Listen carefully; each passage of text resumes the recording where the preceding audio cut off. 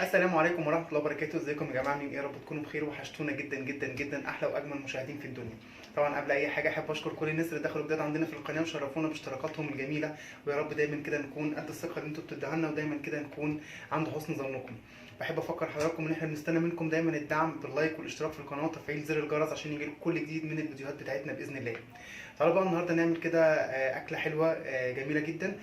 طلبت من احد مشاهدينا الكرام، طلب مننا ان احنا نعمل له الحواوشي الاسكندراني بالفراخ البانيه. هنعملها النهارده معاكم العجينه بطريقه سهله جدا، وكمان الحشوه بتاعتها بطريقه اسهل. يلا بينا نصلي على رسولنا الكريم ونقول بسم الله ونشوف المقادير بتاعتنا بتقول ايه. معايا النهارده للعجينه بتاعتي، احنا هنعمل النهارده العجينه بكيلو من الدقيق. لو اقل هنقلل في باقي الحاجات بتاعتنا. معايا كيلو من الدقيق، عليه ذره من الملح، ومعايا كوبايه لبن واحده تكون دافيه، ومعايا معلقتين كبار من السكر، وظرفين خميره، وكوبايتين من الميه الدافيه. بس مش عايز اكتر من كده. هي دي مكونات العجينه بتاعتنا. هنعجنها الاول سوا مع حضراتكم عشان نسيبها تخمر، وبعد كده نشوف مكونات الحشوه بتاعتنا عباره عن ايه. هجيب عندي بوله كبيره زي كده، هنزل فيها اول حاجه بالدقيق، كيلو من الدقيق،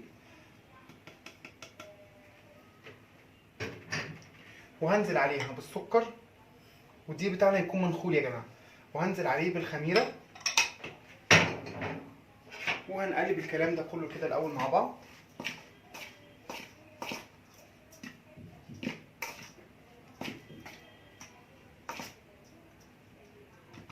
وبعد كده هنزل باللبن، وانا بنبه كمان اللبن بتاعنا لازم يكون دافي مش سخن، عشان الخميره بتاعتي ما تبوظش مني او ما تفقدش مفعولها. يعني لازم الميه تكون دافيه، وكمان اللبن بتاعي يكون دافي. ممكن احط بدل اللبن زبادي، ينفع عادي، ما فيهاش اي مشكله. الزبادي كمان من الحاجات اللي زي ما قلنا مع حضراتكم قبل كده اهوت، ان هي بتدي للعجينه بتاعتي طراوه، بتخلي العجينه بتاعتي تكون طريه.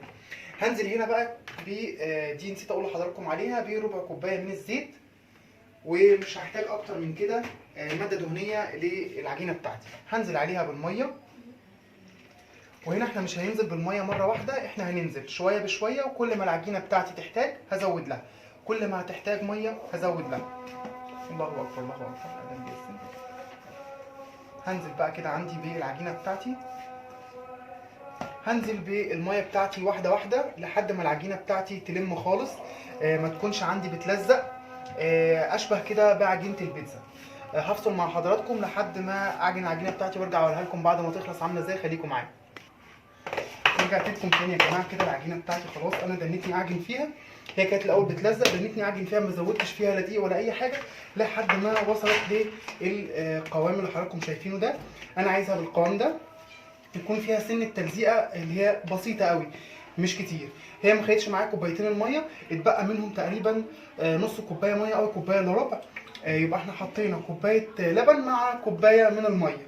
هي مش تاخد اكتر من كده، واحنا قلنا دايما السوائل على حسب الدقيق بتاعنا. هدهن بقى عندي الطبق بتاعي معلقه صغيره من الزيت، وهحطها في مكان دافي عشان تتخمر معايا، وبعد كده نرجع نشوف هنعمل الحشوه بتاعتنا ازاي. خليكم معايا. ورجعت لكم تاني يا جماعه. تعالوا بقى نشوف الحشوه بتاعتنا هنا عباره عن ايه. احنا عجننا العجينه زي ما قلنا لحضراتكم، وبعد كده حطيتها في مكان دافي عشان تخمر فيه. هي بتاخد تقريبا نص ساعه قبل ما تخمر، تلت ساعه بالكتير، يعني نص ساعه، تلت ساعه، نص ساعه بالكتير قوي تكون العجينه بتاعتي خمرانه. معايا هنا بقى الحشوه بتاعتي ايه. معايا كيلو ونص من البانيه.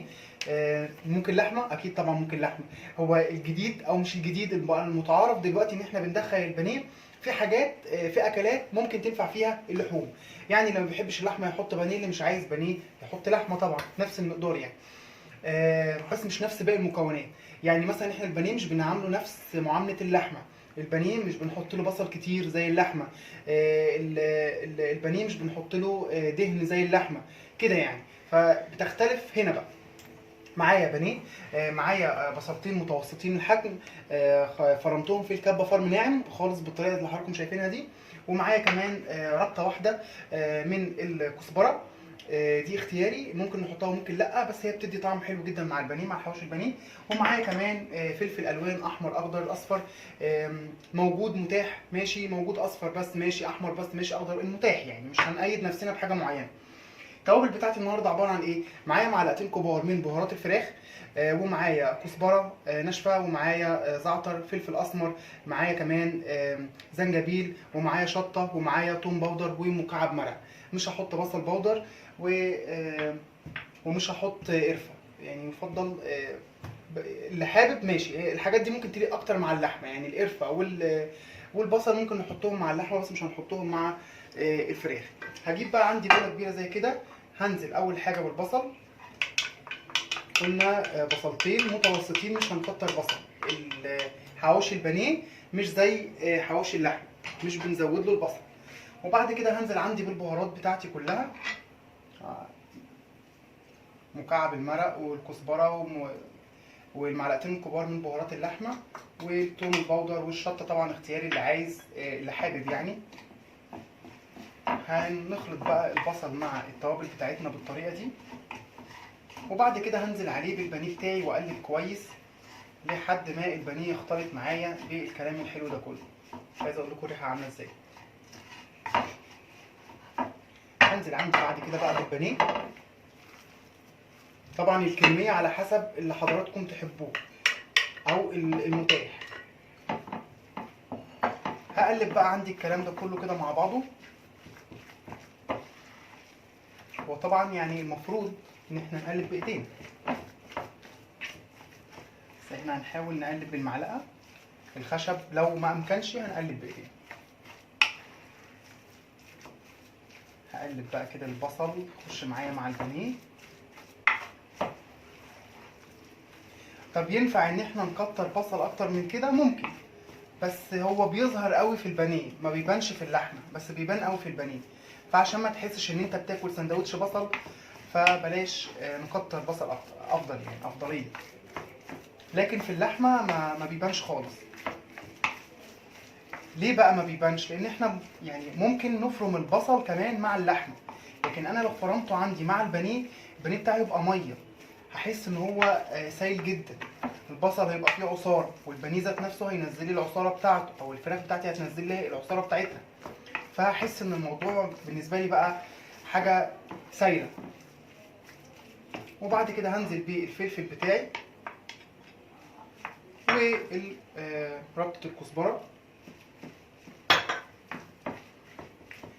وهقلب بقى عندي الكلام ده كله كده مع بعضه، وهسيبه في التتبيله دي النص ساعه بتاعت تخمير العجين. وهنرجع بعد كده اهوت نشوف بقى هنحشي العجينه بتاعتنا ازاي. خليكم معانا.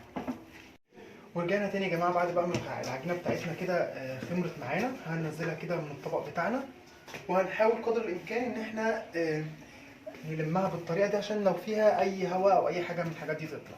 هبتدي بقى ايه في الخطوه دي، ان انا اكور العجين بتاعي على حسب بقى احنا عايزين الرغيف بتاعنا قد ايه، وهنكور العجينه بتاعتنا. احنا مثلا لو قلنا العجينه بتاعتنا تبقى بالحجم ده، الحجم ده مناسب. عقبال ما نفردها ونتنيها على بعضها يكون الحجم ده مناسب. وبعد ما اقطعها بقى بالطريقه دي، هسيبها ترتاح بس قيمه يعني مثلا 5 دقائق 10 دقائق، وبعد كده نرجع نشتغل فيها. هفصل بقى محركم اقطع العجينه بتاعتنا كلها، ونرجع نشوف هنفردها ازاي. خليكم معايا. بصوا بقى يا جماعه، احنا كده كورنا كميه العجين بتاعتنا كلها، ودهنا طبعا الرخامه زيت قبل ما نحط عليها العجين بتاعنا، ودهنا وش العجين كده بسنه بسيطه من الزيت، فرشه بسيطه كده من الزيت عشان ما ينشفش معايا، وغطيتها بالطريقه دي. عندنا بقى التشكيل الحواوشي بتاعنا او رغيف الحواوشي بتاعنا، عندنا اختيارين. او ممكن اول حاجه يعني ان احنا نعمله انصاص اللي هو نص رغيف. ودي انا بشوفها ان هي الطريقه الامثل والاسهل، علشان العجينه بتاعتي تستوي، وفي نفس الوقت كمان الحشوه بتاعتي كمان تستوي. وممكن ان انا اعملها اللي هو رغيف، اللي هو زي رغيف الحواوشي. هحط طبقه تحت، هفرد حته عجينه تحت، وهحط التانيه فوقيها، واقفل عليها من الجناب. هخلي اللي تحت اكبر من اللي فوق عشان اقفل عليها العجينه بتاعتنا. وهنجرب الاثنين، اللي يريحكم بقى انتوا تعملوه. بس انا عن نفسي كشغل انا بحب اكتر اللي هو نص الرغيف. هدهن بقى كده الرخامه بتاعتي سنه من الزيت علشان العجينه بتاعتي ما تلزقش، وهفرد العجينه مع حضراتكم بالطريقه دي. دلوقتي احنا هنعمل الرغيف، يعني هنجرب مع حضراتكم الرغيف، واللي عايز يعمل ده اوكي، واللي عايز يعمل الخطوه الثانيه اللي يريحكم برضو،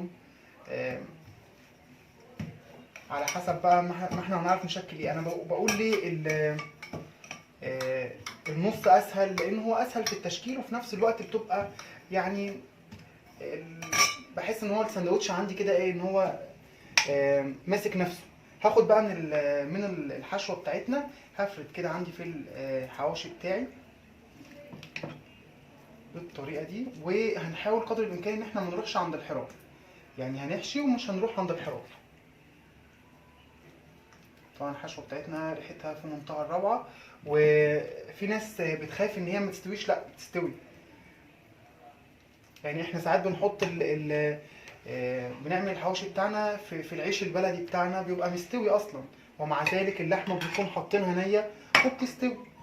هاخد بقى قطعه تانية كده، هدهن عندي كده هنا حته تانية من الرخامه بالزيت، وهفرد القطعه التانية بتاعتي بالطريقه دي كده، وهحط الاتنين فوق بعض. هحط دي على دي وهقفل عليها من الجوانب. وهنا انا مش عايز افرد القطعه التانية قوي علشان اعرف اقفل الرغيف بتاعي، الحشوه بتاعتي ما تطلعش بره، كده كده مش هتطلع، بس تحسبا هنقيس كده. لا لسه كمان هنفردها كمان سنه. انا بس هوري حضراتكم الشكل ده والشكل ده، وبعد كده ايه هفصل مع حضراتكم ونكمل باقي الكميه. بصوا بقى، انا كده حطيت الاتنين اهم فوق بعض تمام. هقفل عندي بقى بالرغيف الخارجي بالطريقه دي. هقفل كده بالظبط زي رغيف العيش، يعني هو هيبقى عندي زي رغيف العيش بالظبط. العجينه بتاعتنا احنا مش فاردينها بدقيق، فاردينها بزيت، فده مساعدنا اكتر ان هي العجينه تمسك في بعضها. وهقفل كده عندي، بس بقى عندي رغيف حواوشي زي اللي احنا بنجيبه من المحل بره بالظبط بالطريقه اللي حضراتكم شايفينها دي. وهجيب عندي بقى طاسه صينيه انا اسف مدهونه زيت، وهنزل فيها برغيفه الحواوشي بتاعتي بالطريقه دي. دي كده الطريقه الاولى. طيب الخطوه الثانيه او الطريقه الثانيه، هجيب عندي العجينه هفردها كده زي ما حضراتكم شايفين.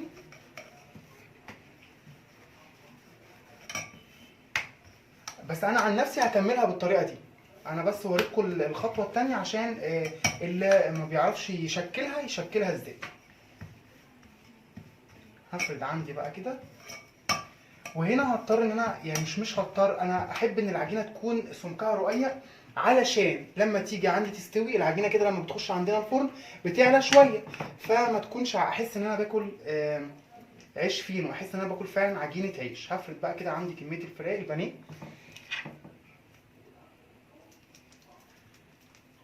وبرده مش هاجي يمة الحرف. احنا هنا بقى بندهن، بنحط في جنب واحد، يعني مش بنحط في الجنبين الحشو، بحط في جنب واحد. هاجي كده بقى عندي هاتني كده اهو، وانا بشوف ان دي افضل طريقه لحشو العجينه بتاعتنا او لتشكيل العجينه بتاعتنا. وهنزل عندي كده بالشوكه اشكل الاحرف بتاعتها، حتى كمان بتديني شكل للساندوتش بتاعنا زي ما حضراتكم شايفين كده. دي لما بتستوي بتبان كمان في السوا، بيبقى شكلها حلو جدا. هكمل بقى باقي الكميه بتاعتي وهنرجع نشوف هندهن وشها ايه قبل ما ندخلها الفرن. خليكم معانا كده بقى يا جماعه. خلصنا كميه الحواوشي بتاعتنا. المفروض ان احنا حطيناها زي ما قلنا في صينيه زي كده مدهونه زيت. هعمل ايه بقى عندي دلوقتي قبل ما ادهن الوش بتاعها؟ انا عندي الوش بتاعها اولا لبن، ومعايا كمان سمسم. مش موجود سمسم فيه حبه البركه ممكن ماشي، ما فيهاش اي مشاكل. مفيش لبن فيه زبادي ممكن ينفع برده. انا اللبن بتاعي هنا حطيت عليه بس رشه صغيره من الفلفل الاسود ورشه صغيره من الملح علشان يطعم لي العجينه بتاعتي من فوق. هعمل ايه بقى؟ هجيب بشوكه زي كده او بسكينه، وهغز العجينه بتاعتي او رغيفه الحواوشي بتاعتي كده من النص. مثلا لو الواحده 3 مفيش مشكله، 2 مفيش مشكله برضو. ليه؟ لان هي اول ما هتخش عندي الفرن هتزيد او هتنفش معايا العجينه، فاحنا مش عايزين نبقى كأننا بناكل عيش فينو، عايزين نحس بطعم العجينه بتاعتنا ان هي عيش عادي من بتاعنا، وفي نفس الوقت تكون مفرغه من جوه مش مكتومه. هدهن بقى عندي كده الوش باللبن او الزبادي زي ما قلنا، وبعد كده هرش عليها من السمسم، وهدخلها فرن يكون سخن قبل كده، درجة حرارة تكون 200. مش هولع فوق، هولع تحت بس لحد ما الاحرف عندي تاخد اللون الذهبي البسيط. وبعد كده هولع الشوايه عليها او هولع فوق وتحت مع بعض بعد كده يعني، بس مش اول ما ادخلها الفرن يعني. وهتبقى عندنا بالشكل اللي حضراتكم شايفينه ده. طيب نعمل مع بعض بقى ايه الارغفه بتاعتنا.